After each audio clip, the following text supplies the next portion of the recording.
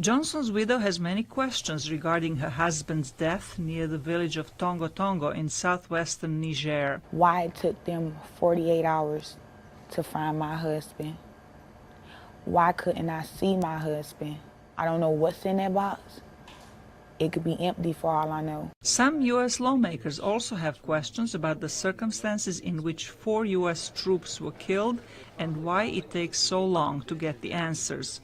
A top U.S. general said Monday the investigation is ongoing. We're trying to balance the need to do this quickly with the need to make sure that it's accurate, and I think we will certainly err on the side of accuracy. Joseph Dunford, chairman of the Joint Chiefs of Staff, said a group of 12 U.S. Green Berets and about 30 Niger troops were attacked in ambush by about 50 militants. The soldiers were returning from a reconnaissance mission and did not expect contact with the militants, he said. During a firefight, 2 U.S. soldiers were wounded and evacuated by French air to Niamey, and that was consistent with the casualty evacuation plan that was in place for this particular operation.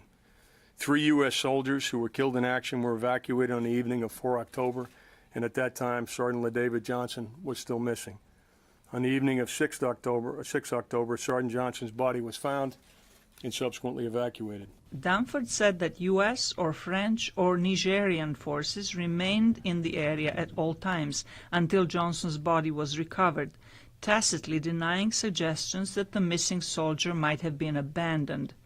VOA learned from a high-ranking official in Niger that Johnson remained on the front line after the others had retreated. Dunford said investigators are looking into why Johnson got separated from the rest of his group and other details of the incident. The U.S. military chief also addressed complaints by lawmakers in both parties directed at the Pentagon and the White House for the scarcity of information regarding the ambush. If the Congress doesn't believe that they're getting sufficient information, then I need to double my efforts to provide them with information. No group has claimed responsibility for the ambush near Niger's border with Mali, but U.S. officials say the attack with small arms fire and rocket-propelled grenades was likely carried out by a local group linked to Islamic State.